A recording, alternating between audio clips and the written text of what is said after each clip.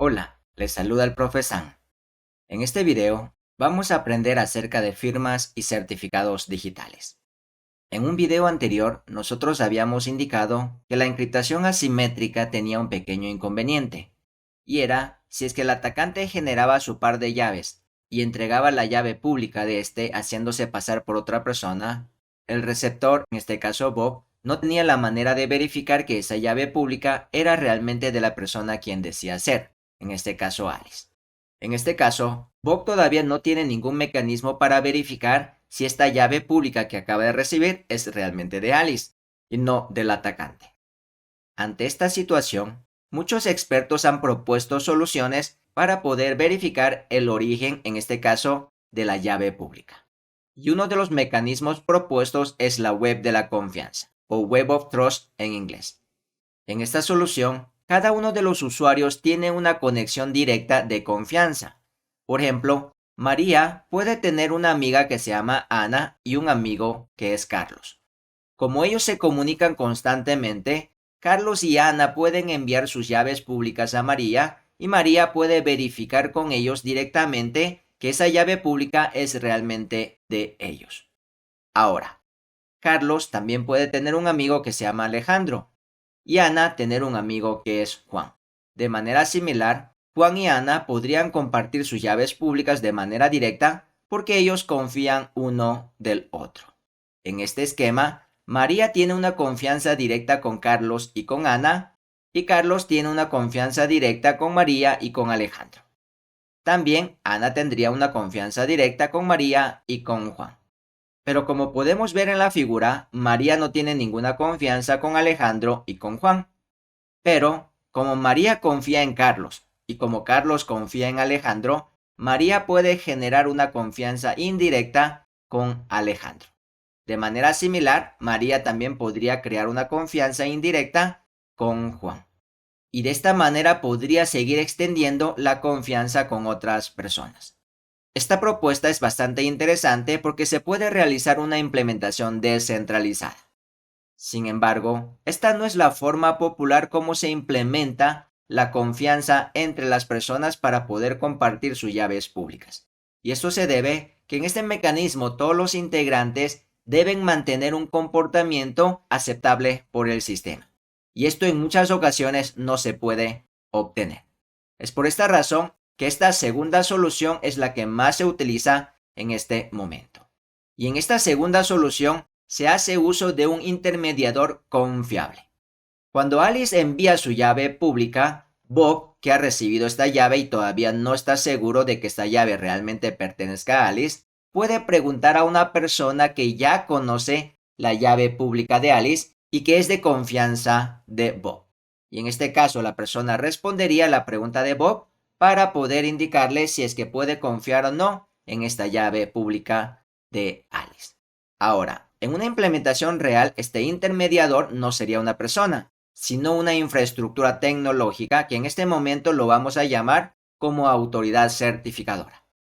En este proceso, cada uno de los usuarios, para poder tener una comunicación confiable, no intercambian sus llaves públicas, sino que cada uno de los usuarios se comunican con la autoridad certificadora para recibir un archivo que se llama certificado digital. Y este proceso, de manera general, se lleva a cabo de la siguiente manera.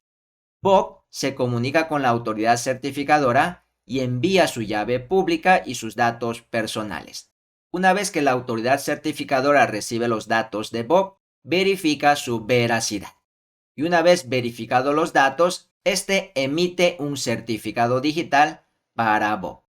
Lo mismo hace Alice, envía su llave pública y sus datos personales y la autoridad certificadora verifica que estos datos sean correctos y le emite el certificado para Alice.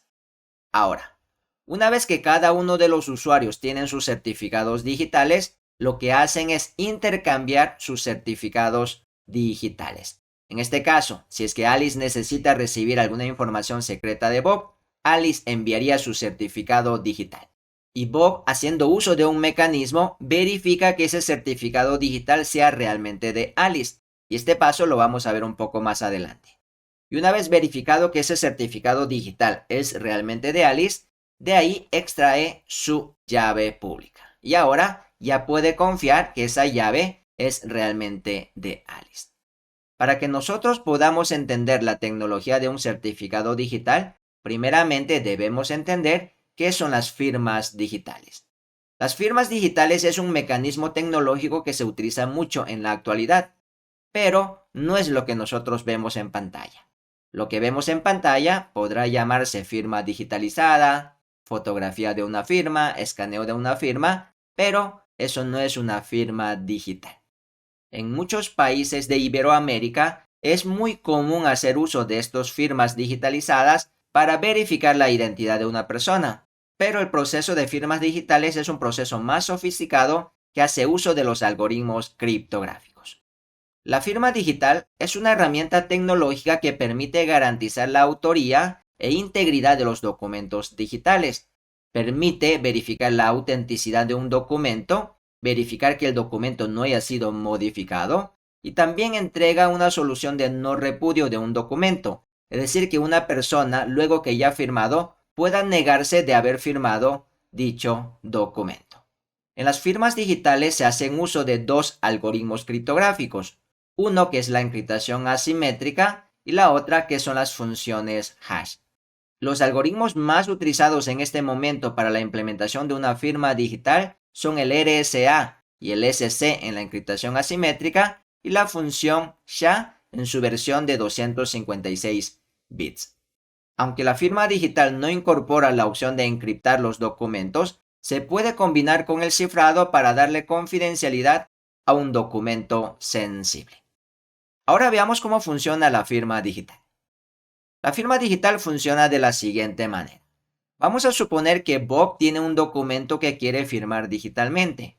Entonces, el sistema de Bob lo que debe realizar es sacar el valor hash de ese documento. Como ya aprendimos en el video de las funciones hash, el valor hash de un documento representa en sí al documento, ya que es la identificación de una información específica. Como habíamos indicado, el valor hash es el extracto o el resumen único de cada información. Una vez que nosotros hayamos obtenido el hash del documento, lo que procede a realizar el sistema de Bob es realizar la encriptación asimétrica del valor hash utilizando la llave privada de Bob. Conociendo que la llave privada solamente es conocido por el dueño de esa llave, en este caso Bob, ese valor de hash encriptado solamente podrá ser creado por Bob y nadie más. Ahora, que ya tenemos ese hash encriptado que representa el extracto del documento y la autorización de Bob, un documento firmado digitalmente será la combinación del documento y el hash encriptado. Ahora, cuando Bob envía este documento firmado digitalmente a otra persona, en este caso Alice, Alice puede verificar si este documento fue realmente firmado por Bob. Y lo que hace es lo siguiente. Pone a un lado el documento que ha recibido y en otro lado el hash encriptado. Primeramente, el sistema de Alice verifica que ese hash encriptado haya sido creado realmente por Bob. Y eso lo puede verificar tratando de desencriptar con la llave pública de Bob. Una vez que logra desencriptar el hash encriptado con la llave pública de Bob y nos devuelve un valor de hash, se puede confirmar que ese hash encriptado fue generado por Bob. Ahora, como el contenido del documento no se encuentra protegido criptográficamente, el sistema de Alice ahora tiene que verificar si lo que ha firmado Bob es realmente ese contenido que se encuentra en ese documento. Y para ello, lo que hace es sacar el valor hash del documento y comparar con el hash del documento que acaba de desencriptar.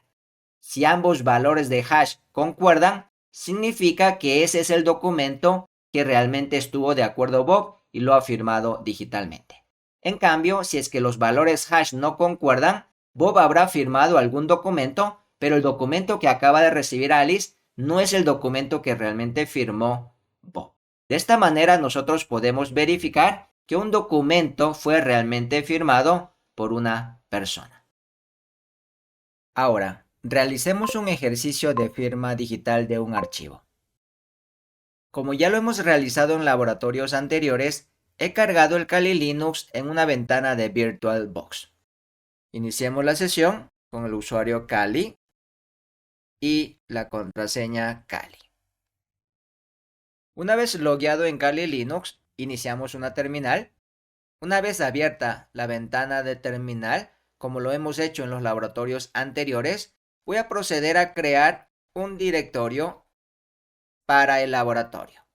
Lo he llamado Lab3 y voy a ingresar a ese directorio. Hacemos un clear y ahora sí, procedemos a ejecutar el comando. OpenSSL, genrsa, auth private.pem 2048. Lo que hace este comando es generar una llave del algoritmo RSA de tipo privado y guarda este valor en el archivo private.pem. Y el tamaño de la llave es de 2048 bits. Una vez que ejecutamos el comando, vemos que se ha generado el archivo. Podemos hacer un cat para ver el contenido y que se ha generado la llave de manera correcta. Hacemos un clear. Luego procedemos a ejecutar el siguiente comando. OpenSSL RSA in private.pem auth form pem pubout -out public.pem. Lo que hace este comando es generar una llave pública en base a la llave privada que habíamos generado anteriormente, que se encuentra guardado en el archivo private.pem y lo guarda en el formato PEM. Y el valor de la llave pública que estamos generando es almacenado en el archivo public.pem. Una vez que ejecutamos este comando, se habrá creado el archivo con la llave pública. Podemos ver su contenido y podemos ver que se ha creado correctamente. Hagamos un clear nuevamente y ahora sí vamos a crear el archivo del mensaje que vamos a firmar digitalmente. Entonces ejecutamos echo mensaje secreto mayor que mensaje secreto.txt. Lo que hace este comando es guardar el texto mensaje secreto en el archivo mensaje secreto.txt. Nuevamente, podemos verificar que se ha creado el archivo correctamente y podemos ver su contenido y podemos ver que se ha guardado de manera correcta. Ejecutemos un clear nuevamente. Y ahora sí, procedamos a ejecutar el comando para realizar la firma digital del archivo que acabamos de crear. Ejecutamos OpenSSL dgst-sign private.pem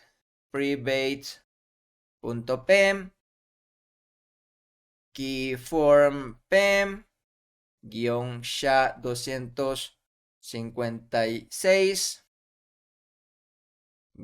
-out mensaje secreto.txt.sign mensaje secreto.txt. Lo que hace este comando es que estamos indicando que queremos firmar con la llave privada que se encuentra en el formato PEM al archivo mensaje txt. Y como vimos en el algoritmo de la firma digital, para hacer esto se necesita sacar un valor hash y lo vamos a hacer utilizando el algoritmo de SHA-256. Y este archivo que va a contener el hash encriptado con la llave privada se va a guardar en el archivo que se llama mensaje secreto.txt.sign, que básicamente va a ser la firma digital del archivo mensaje secreto.txt. Al ejecutar este comando, se habrá creado la firma digital del documento. Podemos hacer un cat del archivo y podemos ver que se encuentra en un formato que es ilegible para los usuarios. Ahora, hagamos un clear y vamos a ejecutar el último comando, en la cual nosotros vamos a hacer la verificación de la firma digital. Para ello, ejecutamos el comando OpenSSL dgst, en la cual vamos a hacer la verificación, verify, public.pem, keyform pem, _SHA-256, signature, mensaje secreto.txt.sign, mensaje secreto.txt. Entonces, en este comando lo que estamos indicando es que queremos verificar la firma digital utilizando la llave pública que se encuentra en el formato PEM. Y obviamente vamos a hacer uso del mismo algoritmo de hash que es el SHA-256 y la firma digital se encuentra en el archivo que se denomina mensaje secreto.txt.sign. Y el documento original es el mensaje secreto.txt y queremos verificar la firma con este contenido. Como hemos visto en el algoritmo de la firma digital, lo que se firmó con la llave privada se debe verificar con la llave pública del mismo usuario. Y al ejecutar este comando podemos verificar que la firma digital corresponde al del documento. En este momento lo que vamos a hacer es modificar el contenido del archivo y probar nuevamente el comando. Como vamos a cambiar el contenido de la misma, el resultado de la verificación de la firma debería salirnos un error.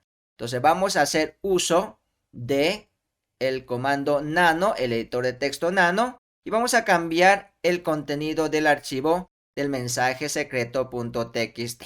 Y solamente vamos a añadir una sola letra. Vamos a poner mensaje secreto 1. Ponemos control X para salirnos.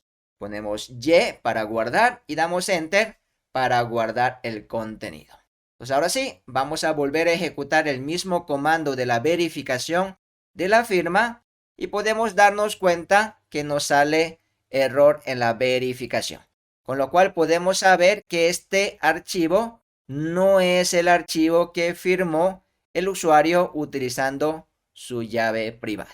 Ahora, como podemos ver en este ejemplo, la firma digital permite verificar la autenticidad y la integridad del mensaje para poder confirmar que el contenido del documento es el mismo que el usuario ha firmado con su llave privada. Ahora, que hemos podido entender cómo funcionan las firmas digitales, ahora podemos entender el funcionamiento de los certificados digitales. Un certificado digital soluciona el problema que habíamos mencionado anteriormente, de cómo puedo asegurarme que una llave pública que acabo de recibir es de la persona quien dice ser. Un certificado digital contiene algunos datos. Se encuentran los datos de identificación de la persona o entidad. También se encuentran datos adicionales como los algoritmos utilizados, los datos de la autoridad certificadora que generó el certificado, etc. Y todos estos datos están firmados digitalmente por una autoridad certificadora, es decir, por la llave privada de la autoridad certificadora. Ahora, veamos a través de una animación cómo funciona la emisión de un certificado digital. Alice, que requiere de un certificado digital, entrega su llave pública y sus datos personales. La autoridad certificadora verifica que los datos entregados por Alice sean correctas y auténticas. Una vez validada la identidad de Alice, la autoridad certificadora aumenta algunos datos, como los datos de la autoridad certificadora, las fechas de creación del certificado digital, la fecha de expiración del certificado digital, los algoritmos criptográficos que son utilizados dentro del certificado digital, etc. Una vez que se ha acumulado todos estos datos, lo que hace la autoridad certificadora es sacar el valor hash de la misma. Y una vez sacado el valor hash de los datos del certificado, lo que hace es encriptarlo con su llave privada, generando el hash encriptado. Y el archivo del certificado digital no es más que el conjunto de los datos que habíamos mencionado anteriormente, combinándolo con el hash encriptado.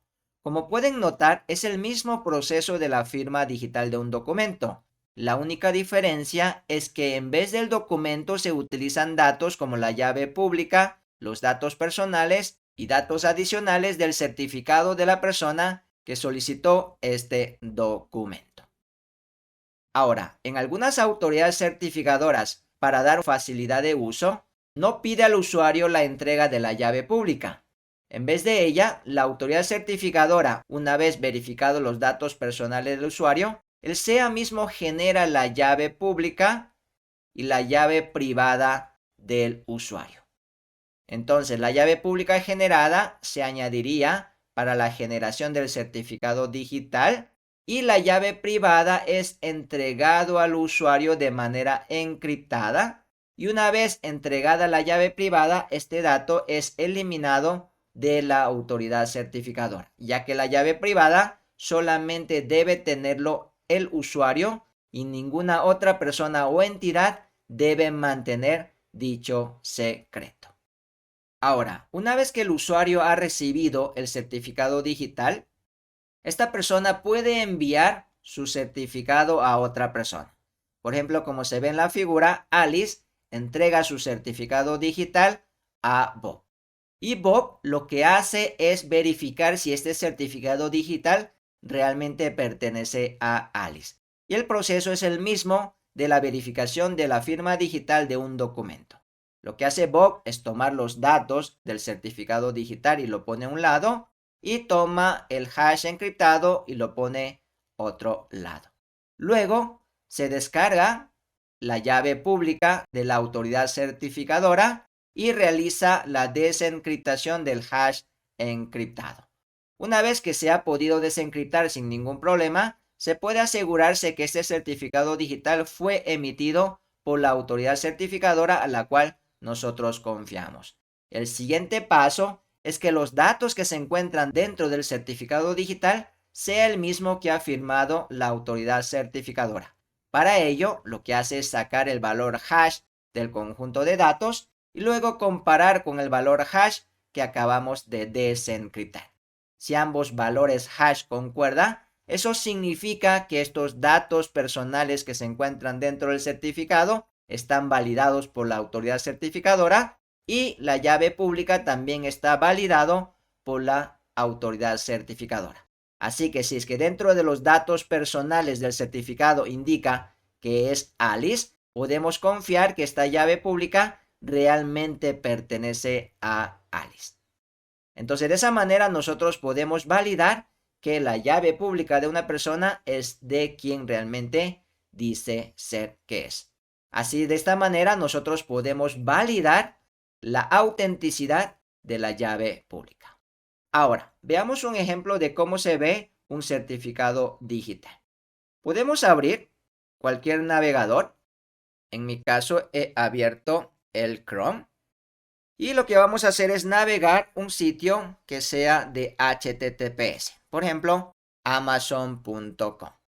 Una vez que hemos ingresado al sitio, podemos ver que se encuentra un candado indicando que es un sitio seguro. Al dar clic en el candado, nosotros podemos verificar que la conexión es segura y aquí nosotros podemos ver el mensaje de que el certificado es válido. Es decir, que este sitio tiene un certificado digital que ha sido emitido por una autoridad certificadora que es reconocido a nivel mundial. Entonces, al dar clic en esta parte de acá, nos aparecen los detalles del certificado. Nos indica que el certificado digital ha sido emitido para www.amazon.com.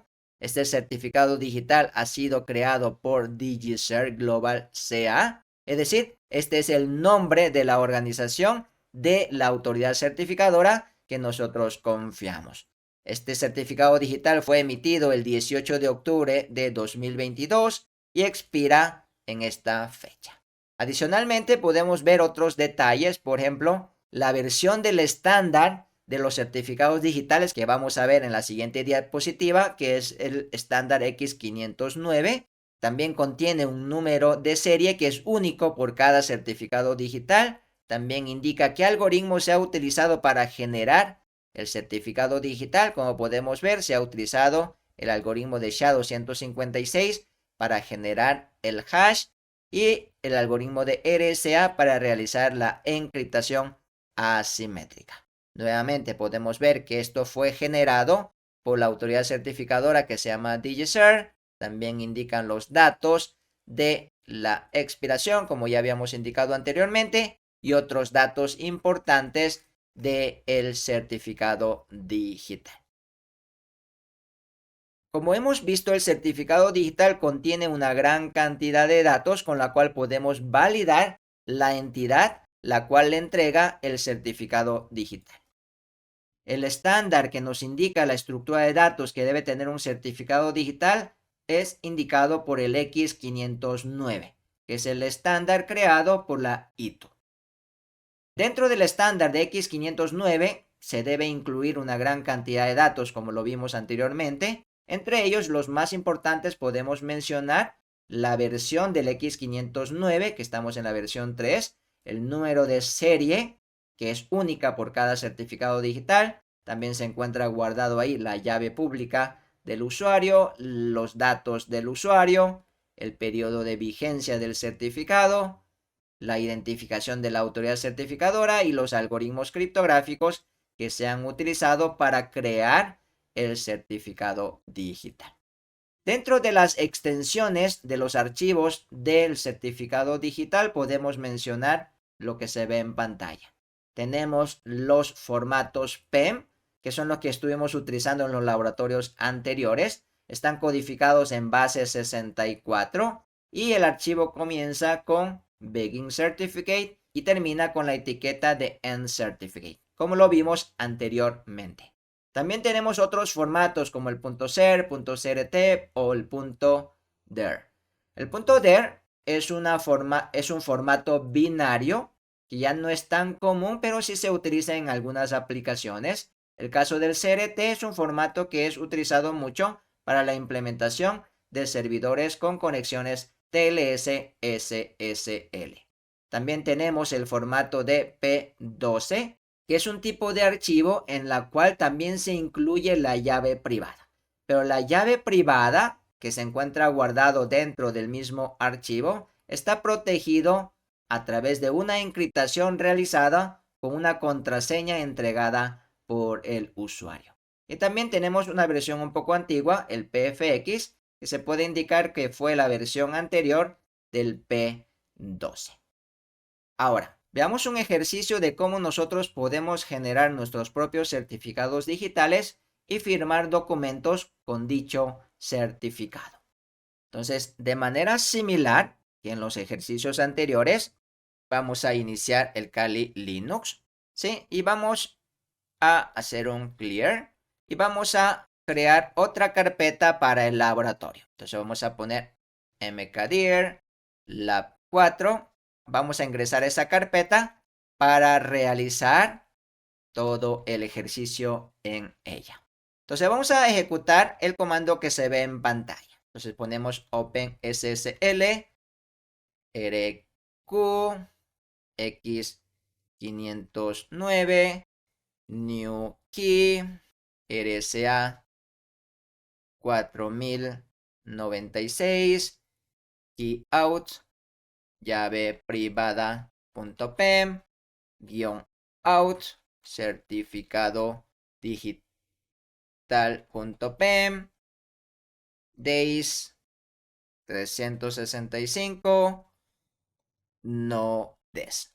Lo que estamos indicando con este comando es que nosotros estamos requiriendo de un certificado digital en el estándar X509 basado en una nueva llave que vamos a crear que es de tipo RSA y el tamaño de la llave va a ser de 4096 bits y esta llave privada que estamos generando se va a guardarse en este archivo que se llama llave privada PEM y utilizando esta llave privada vamos a generar un certificado digital que va a tener una duración de 365 días y el certificado digital se va a guardar en este archivo que se va a llamar certificado digital.pem y vamos a indicar que la llave privada no va a ser encriptada.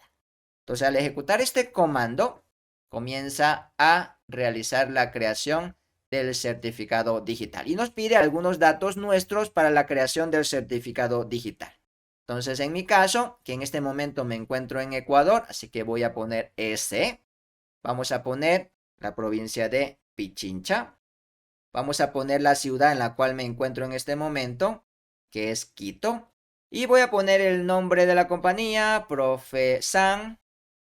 Y voy a dejar vacío el nombre del departamento. También voy a dejar en vacío el nombre común y también la dirección de correo electrónico de manera vacía. Entonces ahora que hemos ejecutado el comando, podemos verificar que se ha creado los dos archivos. Uno, que es la llave privada, que nosotros podemos ver. Podemos notar que es una llave privada tradicional que hemos creado anteriormente, que está en el formato PEM. La única diferencia es que hemos creado una llave de una longitud mucho más larga, que es de 4096 bits. De manera similar, podemos verificar el contenido del certificado digital.pem y podemos ver que se encuentra el certificado digital también en el formato PEM y podemos ver que comienza con la etiqueta de Begin Certificate y termina con la etiqueta de End Certificate. Ahora, que hemos creado la llave privada y el certificado digital, vamos a convertir este certificado digital que está en el formato PEM, vamos a convertirlo al formato P12, que es el formato que necesitamos para poder firmar documentos PDFs. Entonces lo que vamos a hacer es ejecutar el comando que vemos en pantalla. Pero primeramente limpiemos la pantalla. Entonces ejecutamos OpenSSL PKCS12. Vamos a hacer una exportación. Vamos a tomar como fuente del dato el certificado digital.pem. Vamos a tomar la llave privada con la cual fue generado, que es la llave privada.pem. Y vamos a guardar la nueva versión del certificado en certificado digital.p12. Entonces, lo que estamos indicando en este momento es que queremos exportar el certificado digital que nosotros hemos creado anteriormente, que había sido generado con esta llave privada, y lo vamos a guardar en un nuevo archivo que es el certificado digital.p12. Y estamos haciendo uso del estándar de los algoritmos criptográficos de PKCS12. Entonces damos Enter y nos pide una contraseña. ¿Y por qué es necesario esta contraseña? Porque como habíamos indicado anteriormente, el certificado digital en el formato PEM, en este archivo no se incluye la llave privada. Como pueden darse cuenta, la llave privada se queda guardado en otro archivo .pem. Pero en un certificado digital de formato P12, incluye dentro del mismo archivo, además del certificado digital, mi llave privada. Lo que nos está pidiendo en este momento es una contraseña para que utilizando esta se genera una llave para encriptar la llave privada que se encuentra acá y pueda guardarlo en el mismo archivo. Es decir, se genera un certificado digital dejando sin protección la parte pública de los datos del certificado digital, pero la parte privada, es decir, la llave privada, es encriptado utilizando esta contraseña que vamos a poner en este momento y se lo pone dentro del mismo archivo. Entonces voy a poner una contraseña, en mi caso, la que suelo utilizar comúnmente, y vuelvo a ingresar la misma contraseña. Entonces podemos ver que se ha generado el archivo de certificado digital.p12. Podemos poner un cat de certificado digital de .p12 y podemos ver que se encuentra en una codificación que no es entendible para nosotros. Entonces ahora lo que vamos a hacer uso de este certificado digital de formato P12 que acabamos de generar para firmar un documento de PDF. Entonces, lo que vamos a hacer es lo siguiente. Voy a volver a utilizar la opción de las carpetas compartidas para copiar el certificado digital que tengo en el Kali Linux hacia mi sistema operativo Windows, que es el principal de mi computador. Entonces voy a utilizar acá, voy a utilizar la carpeta de downloads y voy a enlazarlo con la carpeta MNT. Ponemos que se monte automáticamente y que sea permanente y vamos a poner OK. Entonces, una vez realizado este paso, como habíamos visto anteriormente, yo puedo copiar el archivo, en este caso, cp certificado digital.p12, lo puedo copiar al MNT. Y van a notar, vamos a poner esta pantalla aquí. Permítame un momento. Entonces voy a poner esta ventana acá. Que en el momento que yo copio este archivo hacia MNT, se va a aparecer automáticamente en Downloads, porque obviamente está linkeado la carpeta de MNT en Kali Linux a la carpeta de Downloads en Windows. Entonces hacemos esto, hemos copiado y pueden darse cuenta que se ha copiado automáticamente a Windows. Entonces ahora, una vez que ya he puesto en Windows este archivo de certificado digital, lo que voy a hacer es importar ese certificado digital, poner un poco más grande.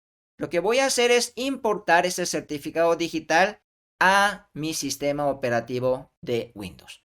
Lo que voy a hacer es darle doble clic. Entonces nos aparece la pantalla de importación. Vamos a importarlo para el usuario actual de Windows que estoy utilizando en este momento. Y voy a poner siguiente y voy a poner la contraseña que puse para encriptar la llave privada del certificado digital que habíamos puesto en Kali Linux. Entonces pongo la contraseña, pongo siguiente, vamos a poner siguiente y vamos a finalizar la importación del certificado digital. Y podemos ver que la importación ha sido exitosa. Ahora que hemos importado exitosamente el certificado digital en nuestro sistema operativo Windows, acabo de copiar un archivo PDF en el directorio de Downloads.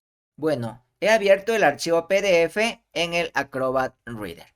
Entonces ahora vamos a proceder a realizar la firma del documento. Y para realizar la firma, lo que nosotros debemos realizar es simplemente seleccionar donde se encuentra More Tools, irnos a la opción de certificados digitales y poner donde se encuentra firmar digitalmente. Damos OK y ponemos el lugar donde nosotros queremos poner nuestra firma digital. Pues ahora sí, nos aparece el certificado digital que hemos importado en Windows. Lo seleccionamos, ponemos continuar y aquí nos aparece cómo se verá nuestra firma del certificado digital.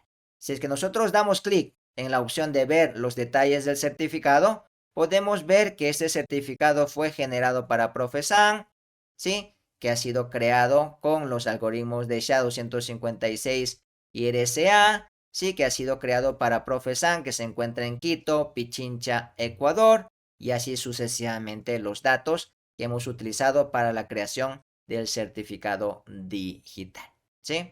Si es que usted quiere que se vea de una manera diferente, puede también customizar cómo se verá la firma de su certificado digital. Entonces vamos a poner con estos datos del nombre, la fecha, el logo y el labels, ponemos OK y ponemos firmar digitalmente. Y nos pide que guardemos el archivo nuevo que estará firmado digitalmente. Entonces ponemos el nombre de ejemplo, firmado digitalmente.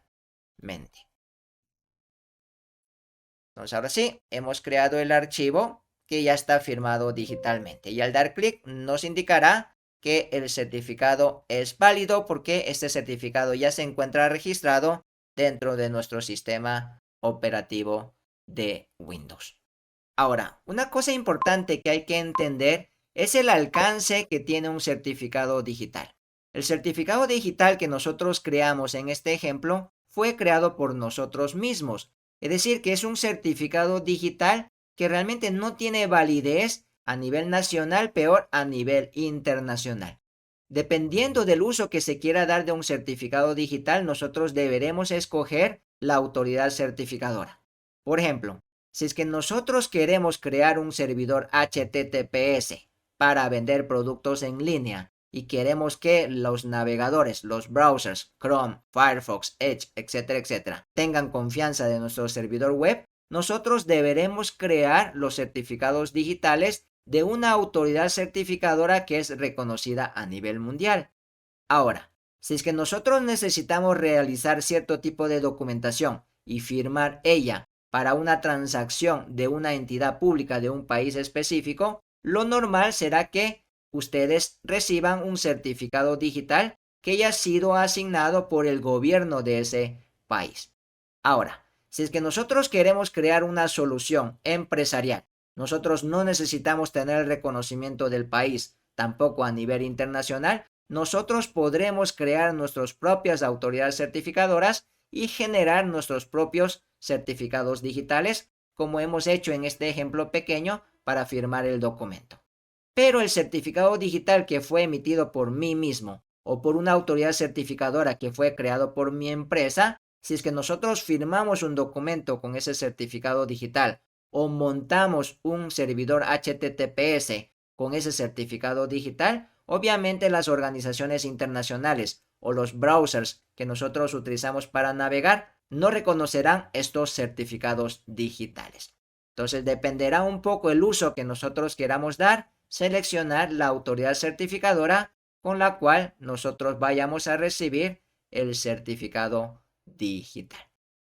Ahora, para nosotros poder implementar un servidor, por ejemplo HTTPS, que sea reconocido a nivel mundial por todos los browsers, los sistemas operativos, nosotros debemos recibir el certificado digital de una entidad certificadora que haya sido reconocido. Y obviamente es reconocido por diferentes programas de diferentes tipos de instituciones. Como ustedes pueden ver en pantalla, Microsoft maneja un programa de certificación de autoridades certificadoras. Lo mismo lo hace Apple. Lo mismo hace el proyecto de Chromium para el Google Chrome. Y también lo hace Mozilla para los navegadores de Firefox, etcétera, etcétera. Entonces, una entidad certificadora, para poder ser reconocido a nivel mundial, ellos deberán pasar estas certificaciones de diferentes organizaciones para que sean reconocidos por los programas que manejan cada una de estas empresas.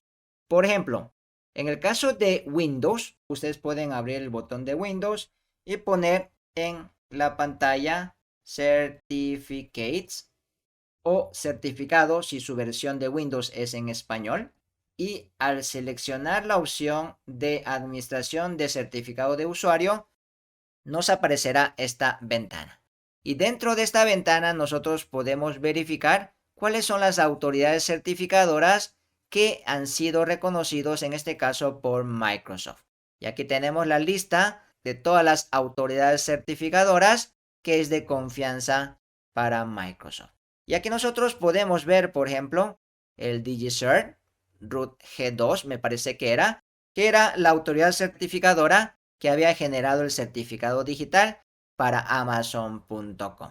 Los certificados digitales que han sido importados por ustedes mismos, por ejemplo la que habíamos hecho anteriormente, se encuentra dentro de la carpeta de personal y aquí se encuentra, como pueden notar, el certificado de Profesan que nosotros habíamos importado hace un momento.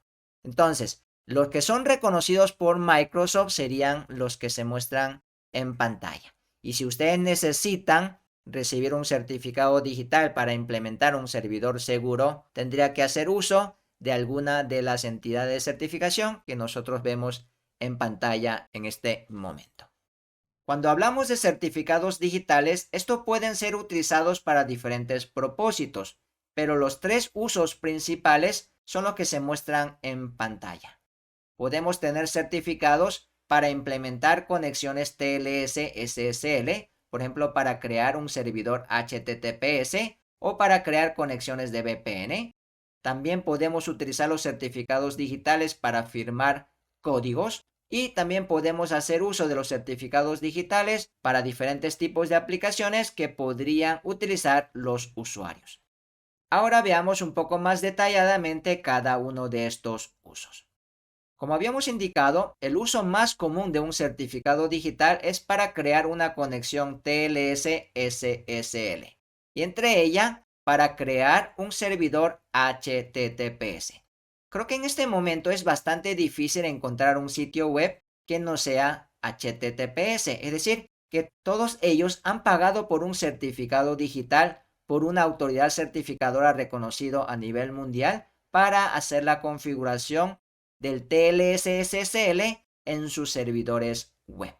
Entonces, en este caso, El propósito de utilizar los certificados digitales es la de asegurar la comunicación privada entre el servidor y el cliente. También los certificados digitales pueden ser utilizados para firmar aplicaciones. Creo que todos ustedes han visto estas ventanas en el momento que tratan de ejecutar un instalador. A veces nos aparece en color amarillo y a veces nos aparece en color azul. Y creo que muchos de ustedes no supieron por qué a veces aparece en amarillo y a veces aparece en azul. Y eso se debe cuando ustedes tratan de instalar un programa que ha sido firmado por una empresa utilizando un certificado digital, le aparecerá en color azul y les indicará los datos de la empresa que ha firmado dicho instalador. Mientras que cuando ustedes instalan una aplicación que no ha sido firmado por nadie, le aparecerá en color amarillo y le indicará que el publisher es desconocido. Entonces, algunas empresas de prestigio prefieren firmar sus aplicaciones de tal manera que los usuarios puedan saber que es un software genuino y que pueden confiar en ella. También los certificados digitales pueden ser utilizados en diferentes aplicaciones que son accedidos por los usuarios. Por ejemplo, en caso de Corea, se utilizan mucho los certificados digitales para la banca en línea. Cada uno de los usuarios puede descargarse gratuitamente un certificado digital de uso personal y este sirve para acceder a cualquier de los bancos que se encuentran en el territorio coreano. Entonces, obviamente, el uso del certificado digital para loguearse a su banca en línea genera un nivel de seguridad mucho más alta que simplemente ingresar un username y una contraseña. También los certificados digitales pueden ser utilizados por los usuarios para firmar documentos, como lo hicimos en el ejercicio anterior. Ahora, cuando nosotros hablamos acerca de las autoridades certificadoras, el término correcto de toda esta infraestructura completa es el PKI, que significa Public Key Infrastructure, es decir, infraestructura de llave pública. Se puede decir que el PKI es todo lo necesario para poder crear, administrar, distribuir, usar, almacenar y revocar certificados digitales. Obviamente, se logra a través del PKI la confidencialidad, la integridad y la autenticidad de las infraestructuras y de los documentos digitales. Dentro del PKI, nosotros tenemos los siguientes componentes. Tenemos el RA, la autoridad de registración, tenemos el CA, la autoridad certificadora, y tenemos la autoridad de validación. En las diapositivas anteriores, nosotros habíamos llamado a toda esta infraestructura como la autoridad certificadora, pero ahora que ya tenemos conocimientos un poco más profundos, podemos indicar que toda esta infraestructura en conjunto se denomina un PKI. Ahora, como habíamos indicado, el PKI consta de estos tres servicios. La autoridad de registración es la entidad que recibe las peticiones de los usuarios y hace la verificación de los datos de la persona. Entonces, el usuario hace la solicitud de un certificado digital, el RA verificará que los datos enviados por el usuario sean correctas y una vez verificado que esos datos son correctos, se enviaría la confirmación de que los datos son correctos a la autoridad certificadora. Y la autoridad certificadora lo que hace es emitir el certificado digital haciendo uso de su llave privada. Ahora, cuando el usuario hace uso de los certificados digitales en algún servicio, tal vez ese servidor o la otra persona necesite verificar los datos del certificado digital para verificar que ese certificado digital haya sido emitido correctamente. Y una cosa importante, de que este certificado digital que está tratando de utilizar no haya sido revocado. Por ejemplo, una persona podría haber recibido un certificado digital, lo quería utilizar durante un año, pero ya no es necesario utilizar porque los procesos organizacionales han cambiado. O simplemente él había recibido un certificado digital para crear un servidor de comercio electrónico, pero le fue mal en el negocio y quebró a los 6 meses y ya no quiere tener ese certificado ¿Por qué? Porque tiene miedo que alguien robe ese certificado. Entonces, lo que puede hacer el usuario es solicitar la revocación de ese certificado. Y ese dato de revocación obviamente es autorizado por el CA y obviamente ese certificado quedaría revocado. Entonces, cuando el usuario trata de hacer uso de un certificado digital, él tiene que verificar que ese certificado siga siendo válido, es decir, que no ha sido revocado. Entonces, una alternativa es que este servidor vaya y pregunte a la autoridad certificadora si es que este certificado se encuentra en lo que se denomina en una lista de certificados revocados o CRL por sus siglas en inglés. Pero esta idea de preguntar a la autoridad certificadora no es muy buena idea, ya que aquí se encuentran las llaves privadas con la cual se generan los certificados digitales. ¿Qué significa? Si es que esta infraestructura está abierta para conexiones de cualquier tipo de servidores, la probabilidad de que sea atacado sería bastante alto. Y si la llave privada es hackeado por el atacante, obviamente tendría un impacto bastante alto y tendríamos que anular todos los certificados que hayan sido creados por esa llave. Por esta razón se crea una infraestructura que se conoce como autoridad de validación, en donde se le entrega todos los datos públicos de los certificados digitales, incluyendo los CRLs, de tal manera que los servidores no tengan que preguntar con la autoridad certificadora, sino preguntar con la autoridad de validación. De esa manera, podría recibir datos fiables de que un certificado siga siendo válido o no, sin tener el peligro de comunicarme con la autoridad certificadora y tener que tener abierto, ¿sí?, las conexiones para cualquier persona. Entonces, la autoridad de validación ha sido creado para hacer la validación de los certificados digitales y tal manera de separar las responsabilidades que deben realizar cada uno de estas infraestructuras. Los detalles de la funcionalidad de cada uno de ellos están documentados en diferentes tipos de RFCs. Por ejemplo, en el caso de la autoridad de registración del RA, está estandarizado en el RFC 3647, en la cual se indican las diferentes actividades que debe realizar el RA. Entre ellos, los más importantes están la identificación y autenticación de los solicitantes de los certificados, es decir, verificar si esta persona podría tener o no un certificado digital, hacer la aprobación o el rechazo de la solicitud de los certificados, también iniciaría el proceso de las revocaciones o suspensión de los certificados a pedido de los usuarios, también se podría aprobar o rechazar la solicitud de los suscriptores para renovar o cambiar la clave de los certificados que se tienen. También es importante indicar que el RA no es el encargado de emitir los certificados, porque la emisión de los certificados es realizado por la autoridad certificadora, por el CA. También podemos indicar que la autoridad certificadora, como ya lo hemos indicado varias veces, se encarga de emitir y revocar los certificados. Las solicitudes de emisión y de la revocación de los certificados llegan al RA. El RA verifica los datos del usuario y esas solicitudes son enviadas al CA para que el CA, utilizando su llave privada y utilizando la lista de los certificados revocados, pueda emitir o revocar los certificados.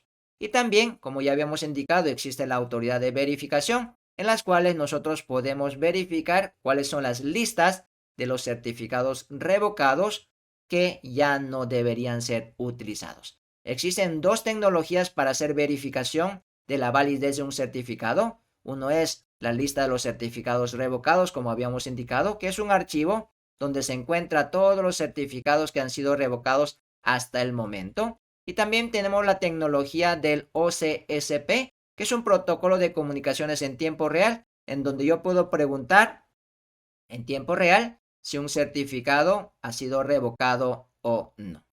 Por ejemplo, nosotros podemos ver la lista de los certificados revocados de esta manera. Voy a ingresar a Amazon en el Firefox. Podemos ver, como hemos hecho anteriormente, podemos ver los datos del certificado digital. Aquí está la opción del certificado digital. Y aquí nosotros podemos ver en una de las partes donde se encuentra la lista de los certificados revocados de todos los certificados que han sido generados por DigiCert Global CA-G2. Entonces, por ejemplo, podemos dar clic acá, nos damos cuenta se ha descargado el archivo de la lista de los certificados revocados, podemos abrirlo y en este archivo se encuentran los datos de la autoridad certificadora, pero aquí también se encuentra la lista de todos los certificados que han sido revocados hasta el momento. Entonces aquí se indica el número de serie único y la fecha en la cual ha sido revocado. Entonces, una persona cuando recibe un certificado digital puede irse a estas listas de certificados irrevocados y verificar si ese certificado es válido todavía o ya no es válido. Por ejemplo, cuando el browser navega la página de Amazon, lo que hace es recibir el certificado digital de Amazon y luego va a estas direcciones y verifica si es que el certificado digital de Amazon que acabo de recibir está siendo válido todavía y no se encuentra en esta lista de certificados revocados. También puedo hacer uso, como habíamos indicado, del protocolo de estado de los certificados de manera en línea. Haciendo uso de estas direcciones, puedo preguntar en tiempo real si es que un certificado es válido o no es válido. Ahora, aunque ya hemos indicado algunos de los usos de los certificados digitales, las estadísticas indican que estos son los usos más comunes que se dan a los certificados digitales. El uso más común, como ya habíamos indicado, es la creación de sitios web seguros, seguido de creación de redes seguras y creación de conexiones de VPNs, seguido de aplicaciones y servicios basados en la nube para implementar seguridad de email y así sucesivamente.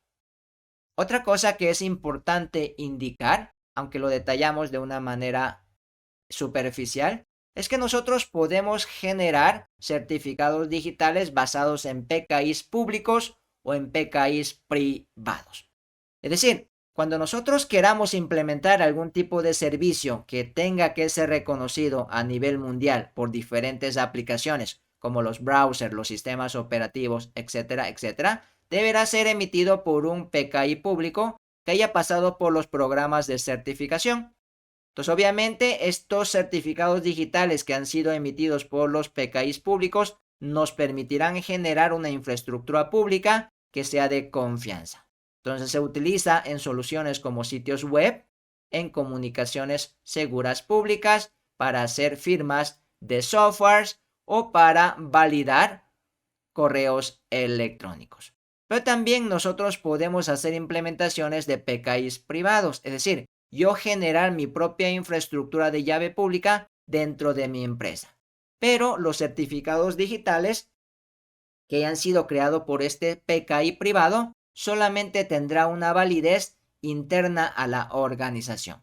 Pero puede que esto sea suficiente para diferentes tipos de servicios. Por ejemplo, para los accesos de usuarios, es decir, yo necesito verificar que un usuario es válido dentro de mi organización, pero yo no necesito validarlo en el Internet, por ejemplo. Entonces podría crear un PKI privado. También podría generar para accesos de VPNs, como nosotros queremos unir varias sucursales a través de una VPN, yo necesito verificar que estos dispositivos tengan un certificado digital que es reconocido por la organización, porque esta conexión es simplemente para realizar la comunicación de sucursales de la misma organización.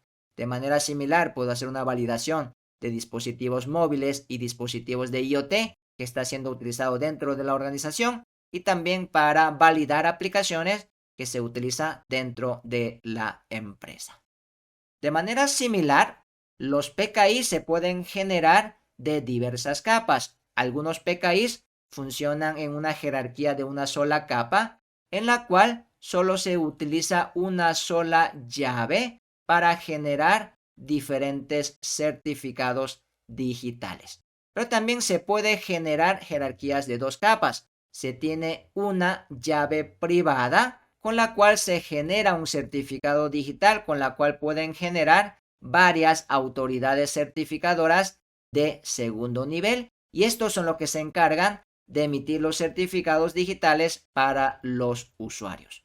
Una cosa que también es muy importante indicar, que las infraestructuras de llaves públicas que son serias suelen guardar las llaves privadas en dispositivos de almacenamiento basado en seguridad de hardware.